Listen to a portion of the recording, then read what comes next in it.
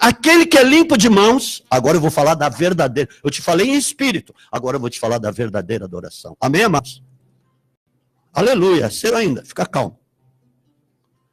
Aquele que é limpo de mãos, o que ele está dizendo? Que limpo de mãos? Mãos, faz assim. Mãos representam atitudes. Sempre mãos na Bíblia vai representar atitudes. Você crê naquele que tem as mãos furadas. Cristo. Tem até música que fala o homem das mãos furadas, não é isso, Vivi? Ela não sabe, ou sabe. Tem um louvor aí, aqueles do foguinho. Homem das mãos furadas. Ok. Por que as mãos, espiritualmente falando, por que as mãos de Jesus foram furadas?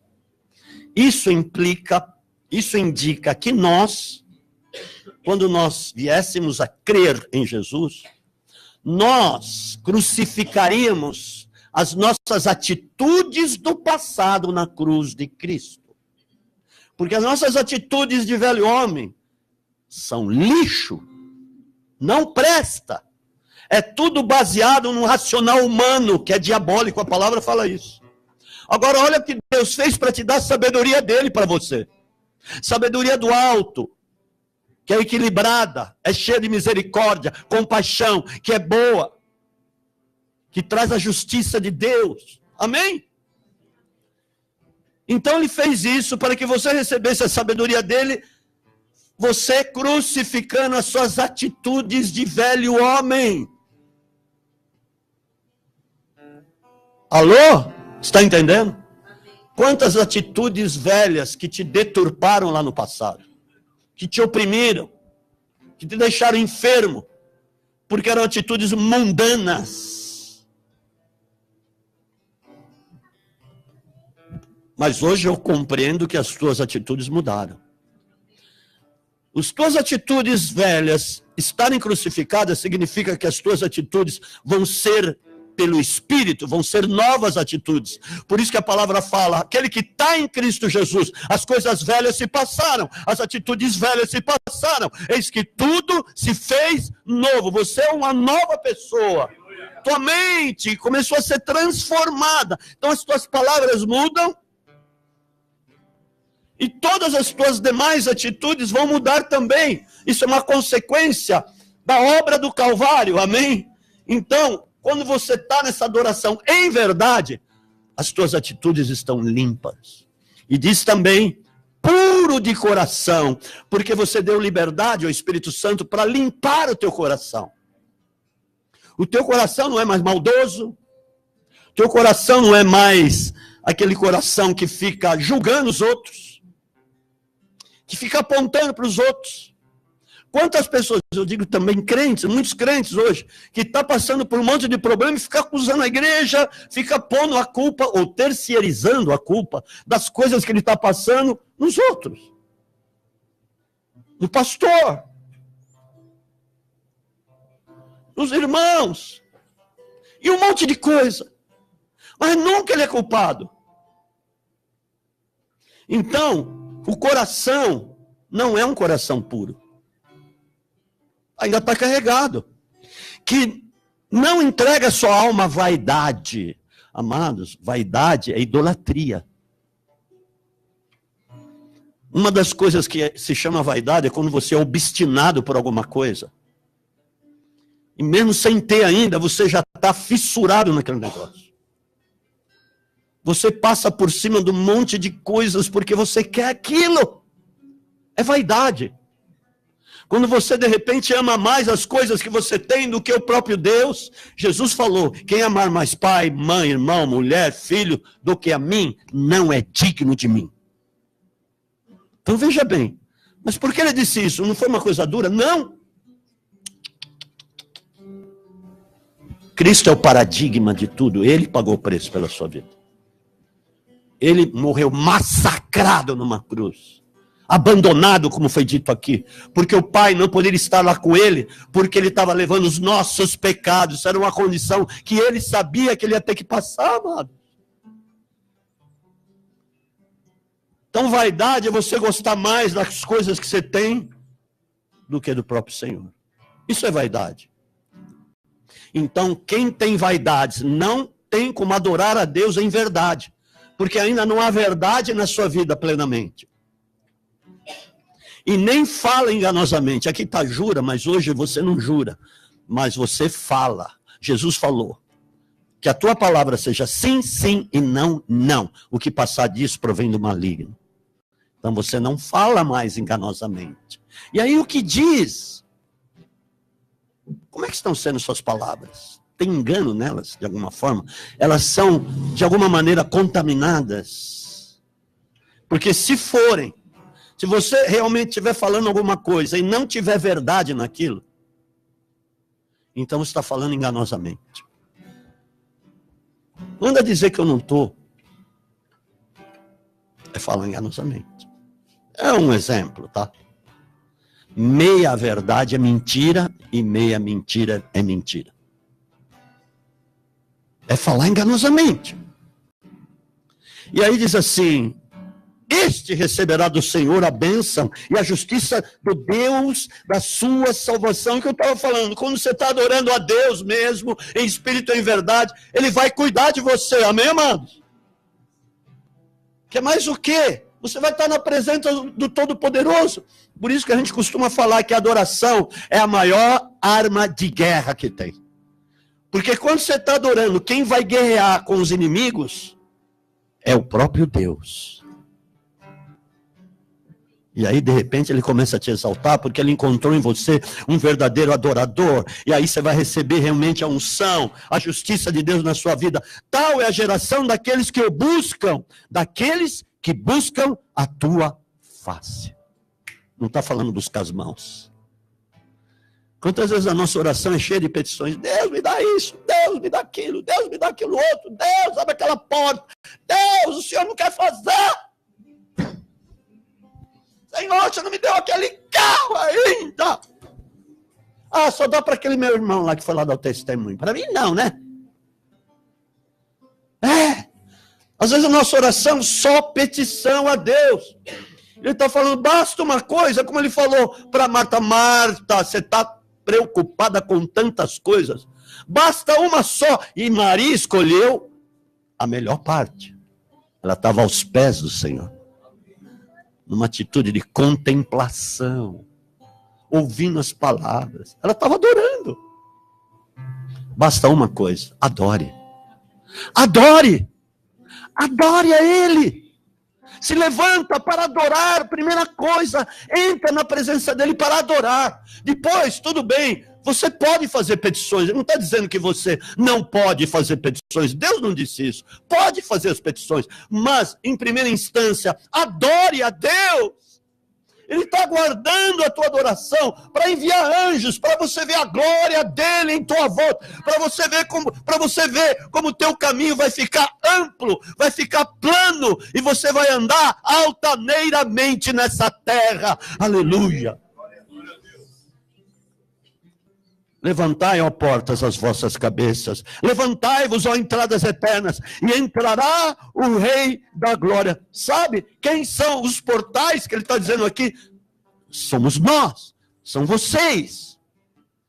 Como? Eu sou um portal de Deus? Sim. Ele entra na vida das outras pessoas através da sua vida. O rio de águas vivas está dentro de você. É uma coisa, muitas vezes, que precisa ser ativada, que você não percebe, mas está dentro de você, amados. Deus preparou isso antes dos tempos eternos, antes dele criar os tempos eternos, antes dele criar a terra, os astros, os mundos, os planetas e todas as coisas. Ele já tinha preparado a tua salvação.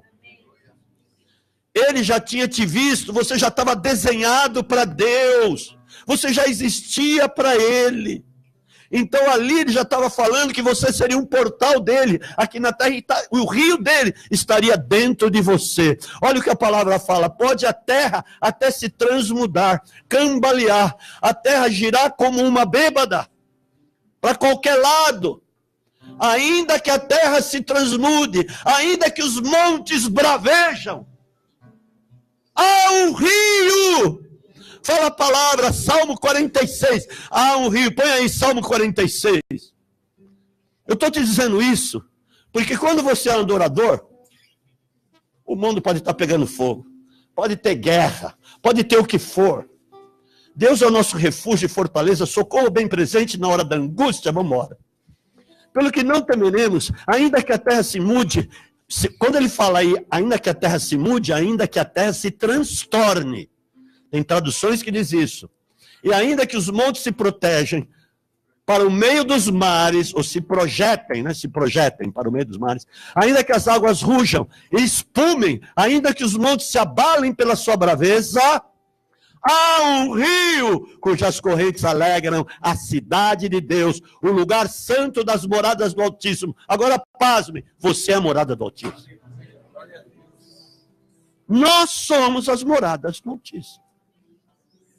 Então, o rio está aí dentro, por isso que Jesus falou para aquela mulher samaritana, se você, aquele que beber da água que eu lhe der, lhe fará nele que nasça uma fonte que jorre para a vida eterna. Aquele que crer em mim, como diz as Escrituras, rios de água viva fluirão do seu interior. Amados, às vezes nós estamos acomodados demais e Deus está esperando, olha, eu quero fazer fluir esse rio que está dentro de você e que eu coloquei lá, pelo poder da salvação de Cristo, pelo poder da cruz, pelo poder da sua ressurreição.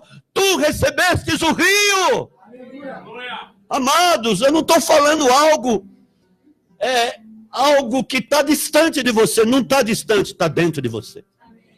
Bom, mas se está dentro, por que não aparece isso? Por que as coisas não acontecem? Simplesmente porque você não busca, simplesmente porque você não adora, simplesmente porque você não pede ao Espírito Santo para te encher. Por que você está quieto? Dá um aplauso bem forte a Jesus. Aleluia. Aleluia. Aleluia. Glória a Deus. Então, veja bem. A partir de hoje, essa vai ser a tua prioridade. Você quer prosperar? Então, comece a viver essa prioridade na sua vida. Você quer ter sucesso na sua vida? Você quer conquistar muitas coisas? Não como obstinação, por favor. E você quer expressar a glória de Deus aonde você estiver? Adore. Adore. Ah, mas eu estou com dorzinha, eu estou com isso, eu estou com gripe. Adore. Eu estou com problema financeiro, adore. Ah, minha vida está difícil, adore. Porque fulano é isso, aquilo outro, adore. Eu tenho tanta coisa para resolver, adore. Amados, o que o mundo pode te fazer? Se Deus é por nós, quem será contra nós? Quem está com Ele está na maioria. Então você tem a maioria, saiba disso. Você sabe que sempre tem anjos acampados em teu redor. Você não está vendo, mas eles estão lá. Eu vou pedir para Deus abrir os olhos espirituais de muitos aqui, para ver o que acontece. Mas cuidado. Eu te pergunto, como é que está a sua vida? Eu vou te dizer uma coisa, um testemunho verdadeiro, real, para a gente continuar aqui. A gente conhece a pastora Cláudia, o pastor Rogério dos Estados Unidos, amém? Lembra que ele já ministrou algumas vezes? Talvez venha na Coap. Mas é o seguinte, o Samuel, filho deles, estava ouvindo muita música do mundo. Ele vivia com o fone aqui e ouvindo música no mundo. Ouvindo música do mundo. Ouvindo música do mundo. E ela tá levando ele para a escola, sempre, e ele está lá atrás. Ouvindo música do mundo. As feições dele já estavam até mudando. Samuel, para de ouvir música do mundo, que você está ouvindo música do mundo. Mas toda hora, parece que não adiantava ela falar, ela alertá-lo que ele estava ouvindo música do mundo. E ele lá. Aí, falou, tá bom, Samuel. Você não para de ouvir música do mundo. Senhor, abra os ouvidos espirituais, os olhos espirituais. Foi bem assim. Abra os olhos espirituais do céu, que ele veja o reino do Espírito. Tá bom. Aí foram para casa. Chegou o dia seguinte. Aí quando ele está saindo de casa, o negócio é aqui. De repente ele olha para cima, uma nuvem de morcego. Ele foi andando, a nuvem de morcego abriu o entendimento do reino espiritual. Ele está andando e a nuvem... Mãe, eu vou na casa lá do fulano. Tá bom. Ele está andando, caminhando, e a nuvem de morcego em cima dele. Ele vai lá. Ele olha de novo, a nuvem de morcego em cima dele. Aí ele começa a ficar com medo, assustado. Ele chega lá, na casa do amiguinho crente, a nuvem de morcego lá. Aí ele entra na casa, a nuvem de morcego fica lá fora. Como se estivesse esperando ele.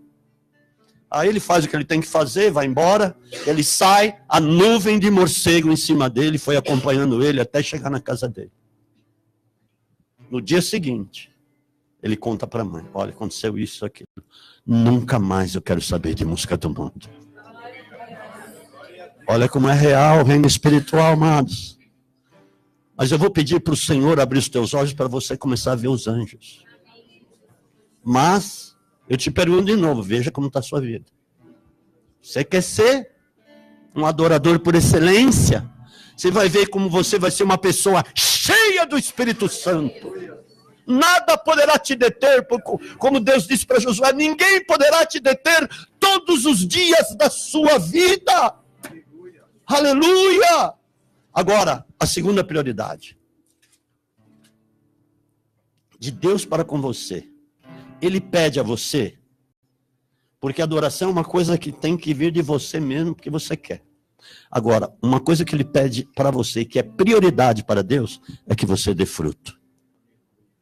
Quando Jesus começa a chamar os discípulos de amigos, Jesus fala exatamente isso. João capítulo 15, versículo 14.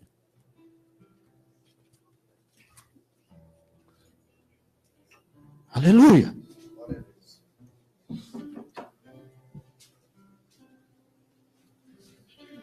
Muito bem. Deus é bom, amém? Que o Senhor te cure hoje, em nome do Senhor Jesus. Que haja uma plena libertação na sua vida. Aleluia. Deus. Vós sois meus amigos, se fizerdes o que eu vos mando. Aí no versículo 15. Olha só. Já não vos chamo de servos, estava chamando de servo. Mas de um certo ponto para frente, já não vos chamamos mais de servo. Porque o servo não sabe o que faz o seu senhor. Antes, tenho-vos chamado amigos, pois tudo o que ouvi do meu Pai vos tenho dado a conhecer. Jesus, ele está transmitindo a intimidade dele com o Pai para os discípulos. Olha, o que eu recebi dele, eu tenho vos dado a conhecer. Conheçam.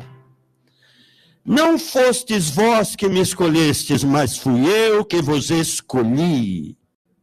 Levante sua mão. Diga comigo, obrigado, Senhor, pela minha escolha. Escolha é depois que você é chamado. Você lembra o slogan lá do aniversário? Muitos são chamados, poucos escolhidos. Aí faz parte do contexto. Você já foi chamado, amém? Mas você declarou hoje que de fato foi escolhido. Entenda isso. Muitos são chamados, poucos escolhidos. O que eu estou declarando aqui para que de fato você seja escolhido. Deus não é brincadeira. Deus não é brincadeira. Não brinque com Deus. Você sabe das pessoas que quiseram burlar a soberania de Deus? Você pode mexer com tudo, mas não pode tocar na soberania de Deus. A soberania de Deus é intocável.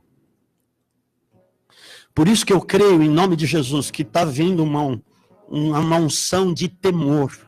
Porque temor é uma coisa que não está mais em voga na vida de muitas pessoas. E Deus já me falou, escuta o que eu estou dizendo, que está vindo uma onda de temor tão grande por causa do avivamento. Amém? Vocês sabem muitas coisas que aconteceram lá na igreja primitiva. Mas Deus não te chama só de amigo, mas de filho. Filho. Filho tem mais do que intimidade. Mas ele está dizendo assim, não fostes vós que me escolheste, eu já falei, fui eu que vos escolhi, vos designei para que vades e deis fruto. Está aí, ó. Prioridade de Deus para contigo é que você dê fruto, e vosso fruto permaneça, a fim de que tudo que em meu nome pedirdes ao Pai, Ele vos conceda. Sabe lá o que é isso? Mas desde que você esteja dando fruto. E o que significa dar fruto? É quando, pelo Espírito de Deus, você ganha uma alma para o Senhor, e essa alma você discipula. Você forma ela como um fruto. Essa é uma das maneiras de dar fruto. Agora, veja bem uma coisa. Jesus fala o seguinte, lá em Lucas capítulo 13, ele conta a parábola da figueira que estava na vinha. Você já viu alguma figueira no meio de uma vinha? Mas é uma parábola que Jesus está falando. Agora, entenda o que eu vou te dizer. Jesus, ele veio em primeiro plano para buscar fruto no meio do povo dele. Colher fruto em Israel. Ele veio para os seus, mas os seus não receberam. Mas todos quantos receberam deles o poder de serem feitos filhos de Deus, a saber, aquele que crê no seu nome. Você creu no nome dele? Então você é dele. Amém, amados? Agora olha o seguinte, ele veio buscar fruto em primeiro lugar em Israel, no meio dos israelitas. Porque a promessa, em primeiro lugar, era para eles, não era para nós. A salvação veio depois para nós. Porque eles não aceitaram, eles não receberam. E aí Jesus fala esse negócio da figueira plantada na vinha. Ele diz assim, olha, um homem, que é Deus, o Pai, ele tinha uma figueira plantada no meio da vinha. A vinha é o reino. A figueira era Israel. Deus tinha dado o reino para Israel. Então vieram viticultores, viticultor é aquele que vem para colher os frutos, amém? O agricultor é o pai. Então lá no passado ele tinha mandado profetas para falar com Israel, e Israel, principalmente os sacerdotes, os escribas, eles não queriam receber aqueles profetas, e muitos foram apedrejados, outros mortos, e por fim, o agricultor mandou o filho. Quando ele veio como viticultor para vir colher o fruto em Israel. Mas ele não pôde ver fruto na figueira, ele não conseguiu ver fruto em Israel, mesmo ele sendo o Messias, tão esperado por Israel. Então ele diz essa parábola, olha, o pai fala assim, como se o pai estivesse falando, há 3 anos eu venho ver se tem fruto e não tem fruto. Então corta a figueira, porque está ocupando espaço inutilmente. Aí o viticultor, que é Cristo, ele fala assim, bom, vamos deixar mais este ano, se não der fruto, aí a gente arranca. Olha só, Jesus estava no 3º ano do seu ministério. O ministério de Jesus foi 3 anos e meio. Então, quando ele está falando essa parábola, ele está dizendo o seguinte, olha, deixa mais este ano. Ele já estava no 4º ano do ministério, ia se cumprir mais meio ano daquele ano, porque ainda ele não tinha ido a Jerusalém. Então ele está falando, espera mais um pouquinho, eu vou estercar, eu vou cavar, e vamos ver se vai dar fruto. Se não der, aí lança fora. Aí ele chega em Jerusalém. Os 3 anos e meio ele chega em Jerusalém, o último lugar que ele vai.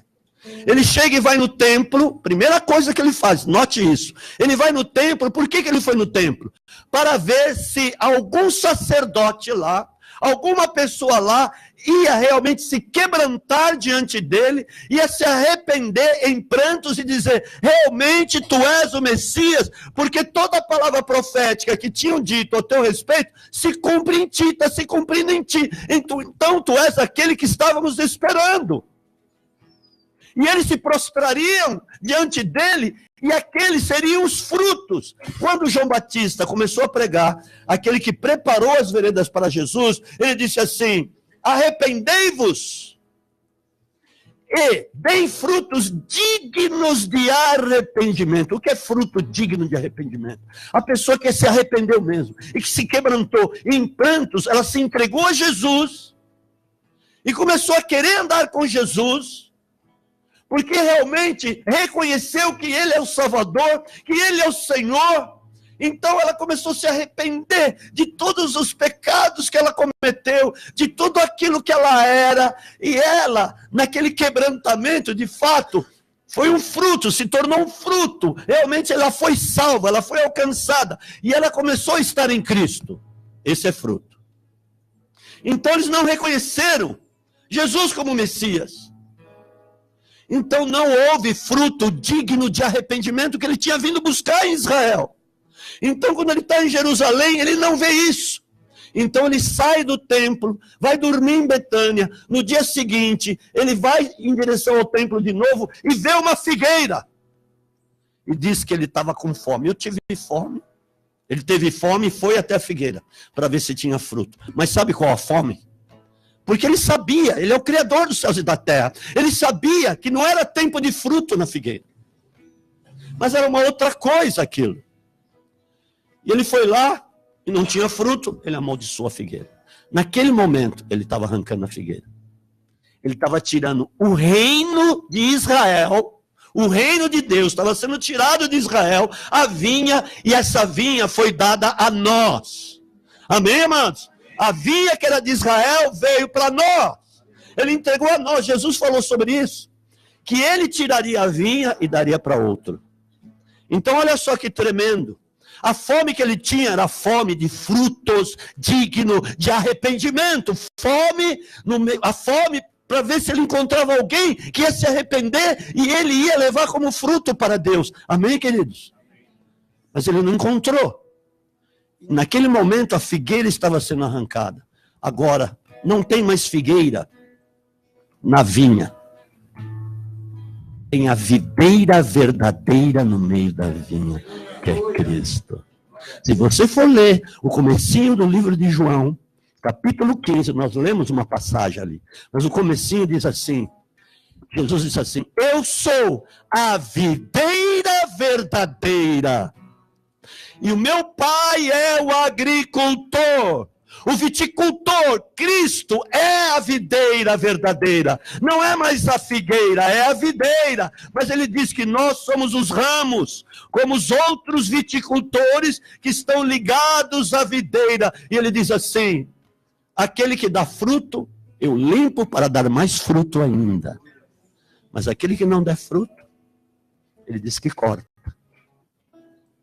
Você não está cortado, porque você está ouvindo a mensagem. Mas entenda o que Deus quer de ti, que é prioridade, é que você abra a tua boca e fale dele, do amor dele. Mas antes, comece a se encher do Espírito Santo, adorando, buscando a face de Deus. Amados, às vezes nós estamos perdendo muito tempo, nós deixamos as horas passarem, os dias passarem, os meses passarem, os anos passarem, e nós não fazemos nada. E as coisas vão passando, como um filme diante de nós, e nós não nos movemos. O Senhor te chamou para você se mover. Mas eu não sei pregar, eu não sei falar. Não, comece a buscar a face de Deus, amados. Porque tudo aquilo que vem depois é consequência da tua adoração, é consequência da tua busca. Você está aqui, em primeiro lugar, para buscar Deus. Você não está buscando Deus. Você não queria ouvir a palavra. Você está recebendo a palavra. Mediante a palavra, algo Deus quer fazer na sua vida. Amém, amado? Para você estar na videira.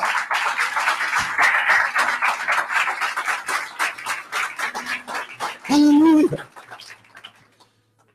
Se nós estamos em Cristo, significa que estamos na videira. verdadeira. Por que ele falou videira verdadeira? Porque existe a falsa. Porque senão não seria necessário ele falar videira verdadeira. Ele então é o verdadeiro. Verdade, o caminho, a vida. Ninguém vai ao Pai senão através de Cristo. Amém? Feche teus olhos.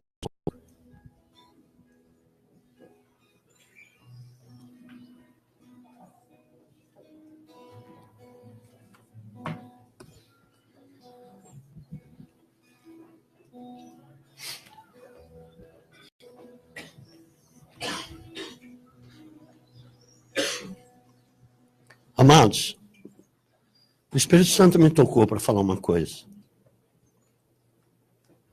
Depois que aconteceu tudo isso com Jesus, ele disse assim para Israel: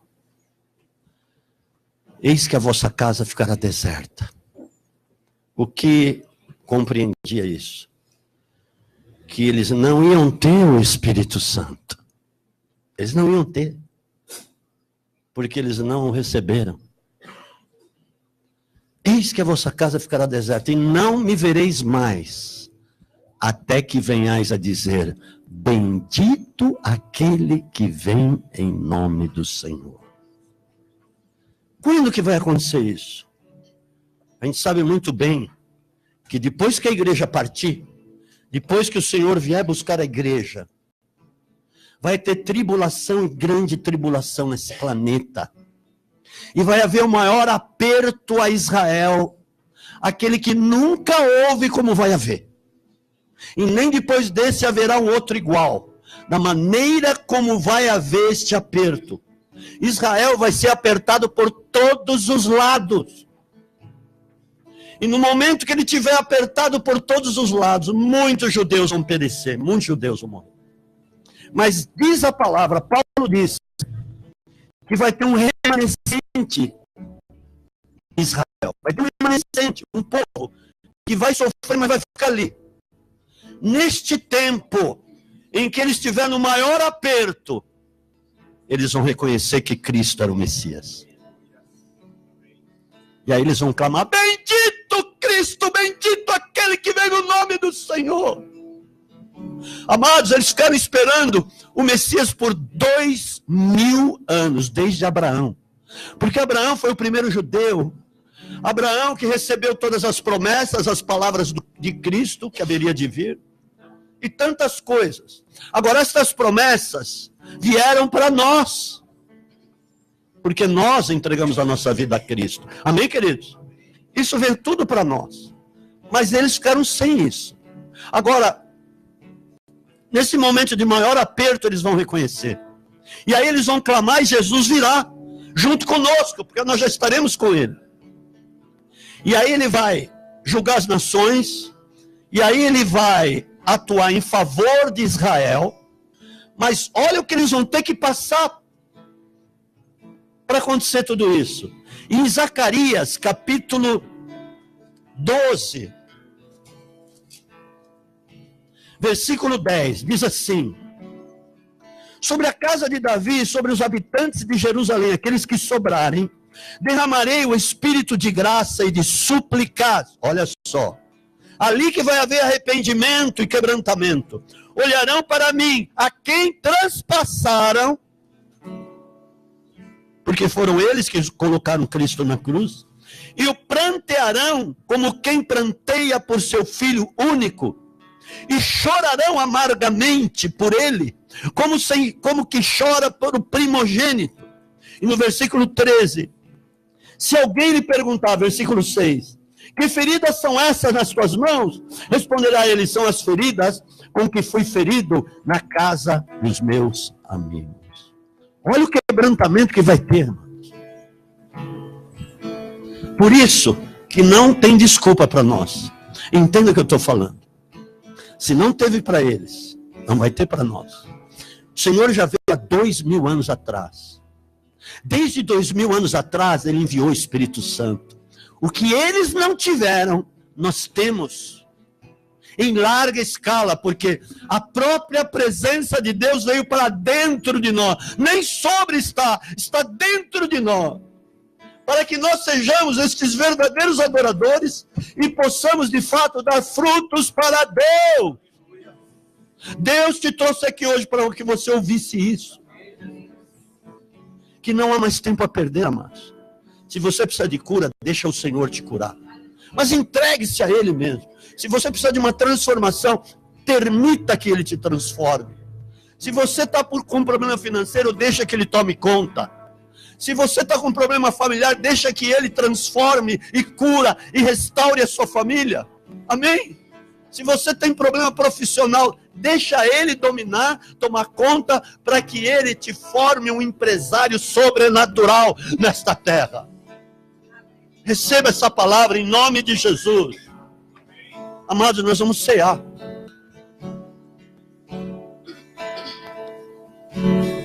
É difícil falar sobre adoração, porque as pessoas, muitas pessoas, parece que não querem adorar aquele que te comprou. Nós estávamos destinados ao inferno e recebemos um favor imerecido, que é a graça dele, amados.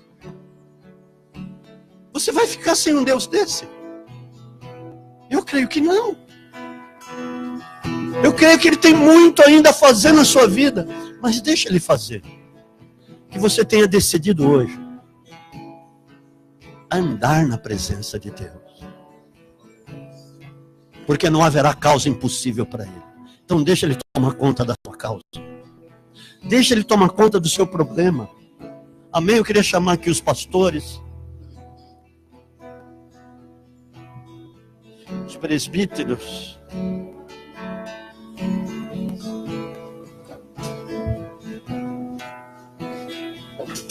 Cadê o Valdir? Ah, tá ali. Valdir, você está com uma barba de profeta. Então seja profeta.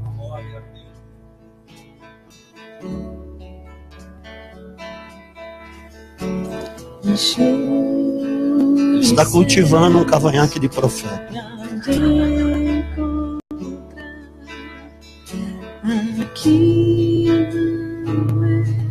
Deus quer transformar as vossas vidas a partir de hoje. Está havendo um aperto que Deus está permitindo para que haja a completa libertação do Senhor. Porque, eu vou dizer uma coisa, você vai ser um empresário sobrenatural. Não só um empresário natural, mas sobrenatural. Deus te chamou hoje aqui para te dizer isso. Para que de fato haja uma entrega plena ao Senhor. E o mais tudo Ele fará. A palavra diz isso. Amém, amados? Quando Jesus instituiu a ceia,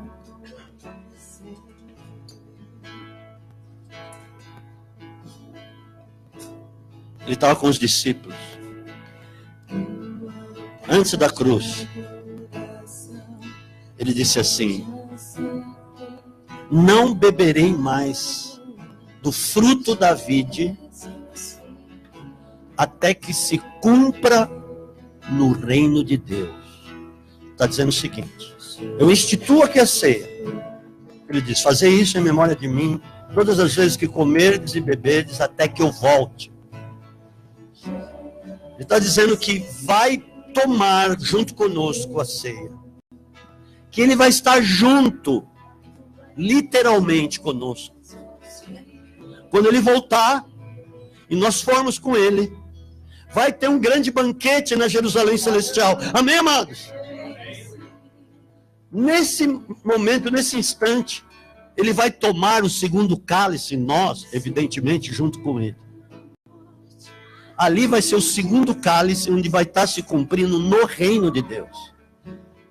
Então, quando Ele instituiu, Ele falou para nós fazermos sempre isso em memória do que Ele fez. Em memória do ato redentivo da cruz. Amados, você está aqui hoje porque Ele te resgatou. Porque senão você poderia estar em outros lugares, oprimido lá na sua casa, pensando em muitas coisas, Quantas pessoas estão pensando em se matar nesse momento? Estão distante dessa comunhão que nós temos, podemos ter o privilégio de estarmos aqui juntos. E de fato, comungarmos juntos, ou estarmos nesta comunhão verdadeira, que é uma renovação de aliança com Cristo. Sabia que é uma renovação de aliança? Nós estamos renovando a nossa aliança. A mesma coisa acontece quando você está com a tua esposa. Num ato limpo, no leito, ali você está renovando a aliança com ela. Nesse momento da ceia, o Senhor está renovando a aliança dele conosco, amém, amado? É tremendo isso. Então nós vamos cear. Mas quero que você coloque o teu coração diante do Senhor agora. Faça o exame. Porque Paulo disse, examine-se o homem a si mesmo. Antes de participar da ceia. Porque esse é um ato glorioso.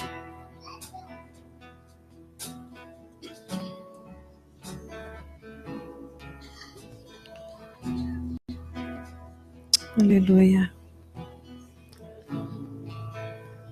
Pai, que realmente possamos avaliar as nossas escolhas, analisar a nossa vida, Pai.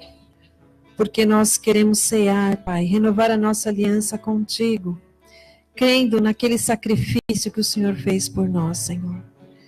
Porque nós cremos, Pai, que o Senhor deu a sua vida por amor às nossas, para que nós possamos viver em novidade de vida, em alegria.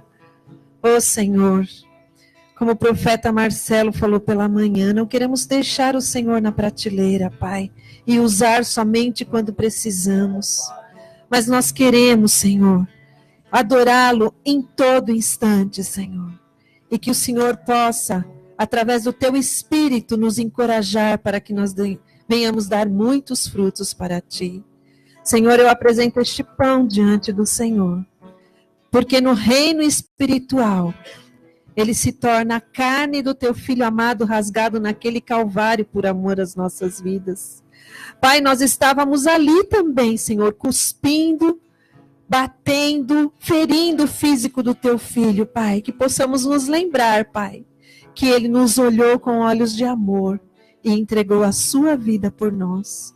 Então, que este pão seja santificado e se torne realmente o corpo dilacerado de Cristo naquele Calvário por amor às nossas vidas. E que ao ingerirmos, Senhor, o Senhor venha abrir o nosso entendimento espiritual, nossos ouvidos, e que venha a cura e a saúde do Senhor em nós. Em nome de Jesus, amém. O que ela falou é uma verdade aqui, quando ela estava apresentando o pão. Não foram só os judeus que crucificaram a Cristo. O nosso pecado crucificou a Cristo também. Já que ele morreu na cruz pelos nossos pecados. Então, naquele momento, todos os nossos pecados, todos os pecados da humanidade, estavam crucificando a Cristo. Porque diz a palavra que ele foi feito pecado por amor a nós. Ali naquele momento ele se tornou maldito. Maldito todo aquele que for pendurado no madeiro. Então pense um pouquinho nisso. Por isso que Jesus falou, fazei memória de mim, todas as vezes que comerdes e beberdes até que eu volte. Senhor, eu quero apresentar o cálice, porque o Senhor diz que é o cálice da nova aliança. Não é uma aliança velha, mas é a nova. Aquela que nos dá o resgate eterno. Aquela aliança que nos coloca no céu, que arrola os nossos nomes nos céus. Aquela que tem o verdadeiro valor, a nova aliança, que foi realizada por meio do teu sangue que foi derramado naquela cruz. Por isso eu quero consagrar agora este cálice, para que nós possamos participar do teu sangue e da tua carne. No reino espiritual, é isso mesmo. É um momento solene, mas é um momento de poder. É um momento que se torna um momento libertador na sua vida. E nós te agradecemos por isso, Pai, em nome do Senhor Jesus. Amém. seja exaltado, engrandecido. Vamos fazer da mesma forma, amém? O segundo pega e serve, e vai passando a bandeja para o irmão servir o outro, amém? E não há nada que apague o seu amor. A cruz me libertou, a cruz me libertou, a cruz me libertou, a cruz me libertou.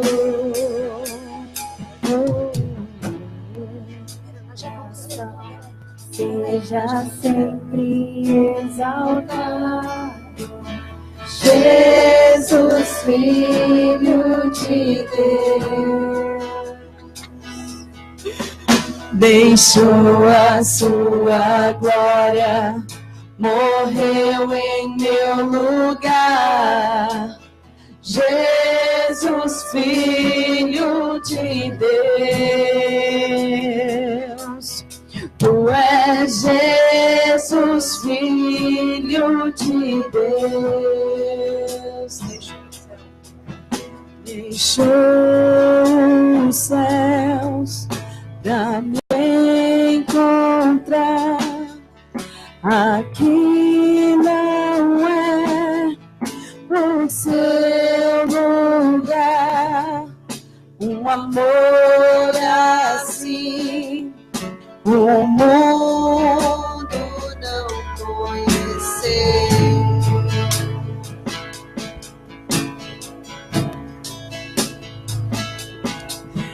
Levou sobre si pecado e dor, venceu a morte e ressuscitou. Um amor assim o mundo não conheceu.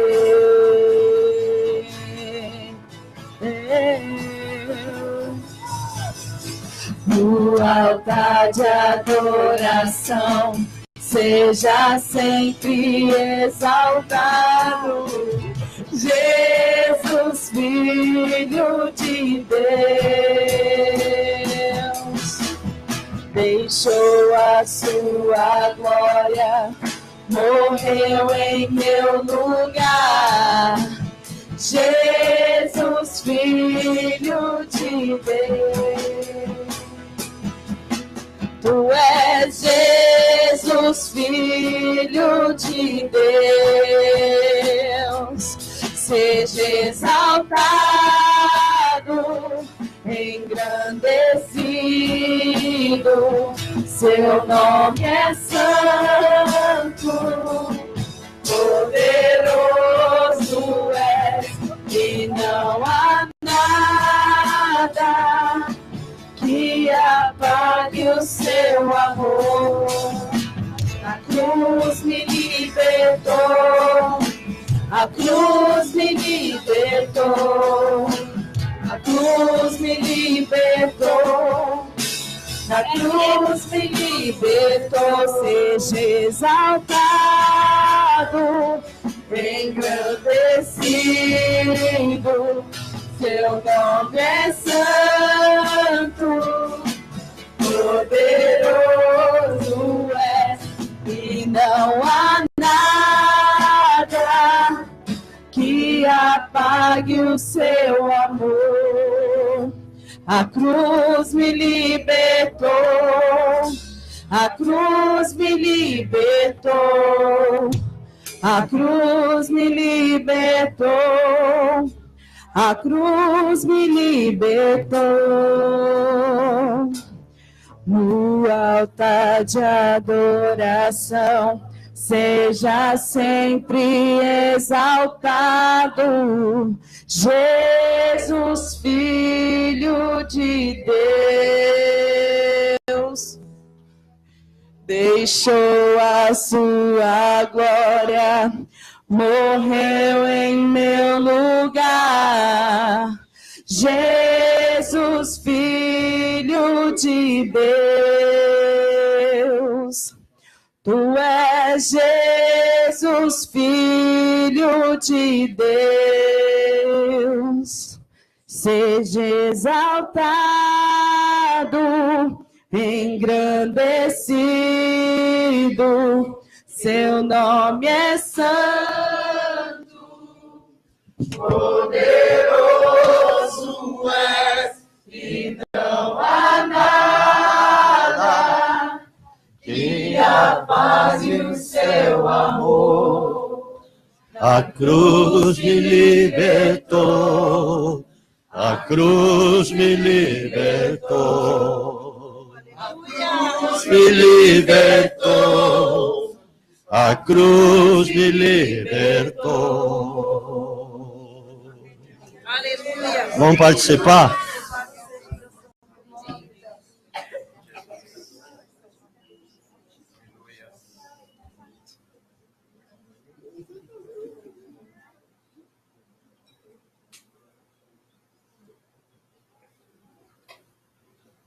Aleluia. Aleluia. Aleluia. Glória a Deus. Obrigada, Senhor. Obrigada, papai.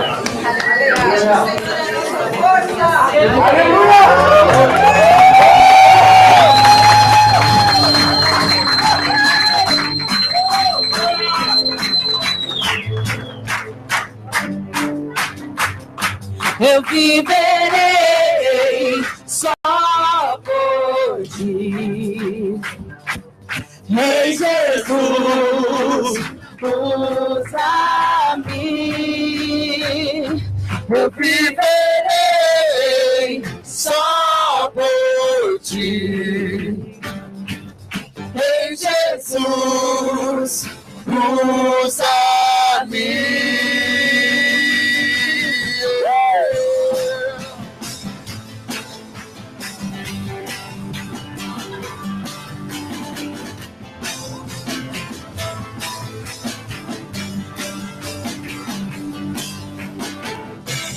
O amor é tudo que eu preciso em mim. Me deu asas pra voar. Eu te cego, agora tudo posso ver. Fui liberto pelo amor. E eu sou teu. E tu és meu. E eu sou teu. Eu sou teu. E tu És meu. por isso eu cantarei. Seu filho me libertou. Sou realmente livre. Declare. Sou realmente livre. O filho me libertou. Sou realmente livre. Sou realmente livre.